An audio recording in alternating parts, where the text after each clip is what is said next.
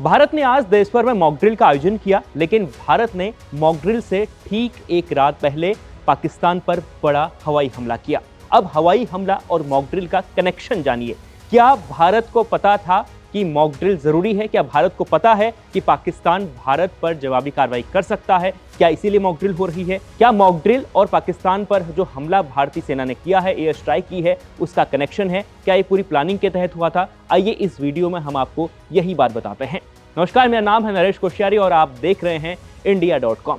भारत ने आज पाकिस्तान के पीओके में एयर स्ट्राइक की और वहां पर कई आतंकी ठिकानों को पूरी तरह खत्म कर दिया। कई आतंकवादी, सैकड़ों यानी 100 से अधिक आतंकियों को भारत ने मार गिराया है अपनी एयर स्ट्राइक में।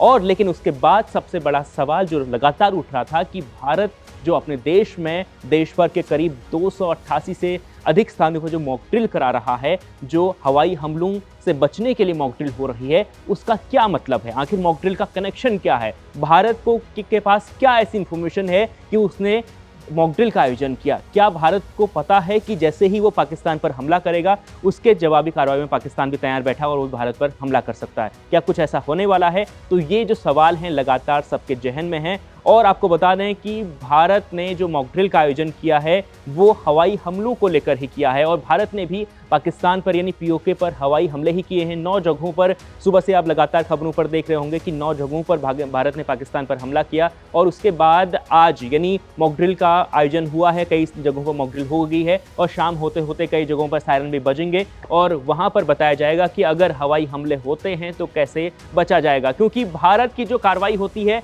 आपने ध्यान दिया होगा कि भारत ने सिर्फ पाकिस्तान में जो आतंकियों के ठिकाने हैं, उनके अड्डे हैं, उन्हीं पर एक्शन किया है। किसी भी आम नागरिक या रिहायशी इलाकों में भारत ने बमबारी नहीं की। लेकिन पाकिस्तान सनकी है, पाकिस्तान का कोई भरोसा नहीं। जो पहलगाम में आम नागरिकों यानी पर्यटकों पर गोली चला सकता है, तो भारत में या भारत से बदला लेने के लिए किसी भी इलाके में गोले दाग सकता है, बम दाग सकता है। वहीं पर एलओसी में लगातार पाकिस्तान की ओर से आम नागरिकों पर हमले हुए हैं, वहां पर बम और मोर्टार दागे गए हैं। और इसी हमले को लेकर भारत के पास शायद ऐसी कोई सूचना है, शायद हमारी सेना जो है भारत की, उसके पास ऐसी सूचना है, जिसके बाद से मॉक ड्रिल का आयोजन हुआ। और ठीक एक दिन बाद मॉक ड्रिल का आयोजन इसलिए किया गया है क्योंकि अगर पाकिस्तान हमला भी करता है तो जो मॉक ड्रिल हुई है, जो चीज़ें लोगों को बताई जाएंगी, वो उनके जहन में होंगी और आसानी से लोग अपनी सुरक्षा कर सकते हैं। तो मॉक ड्रिल और जो भारत ने पीओके पर हमला किया है, उसका एक बड़ा कनेक्शन है और एक कनेक्शन दिखा रहा है कि कैसे मॉक ड्रिल से पहले अलर्ट रहना बेहद ज़रूरी है। तो आज मॉक ड्रिल होगा, सायरन बजेगा और अंधेरा छाएगा, क्योंकि मॉक ड्रिल में कई चीज़ें हैं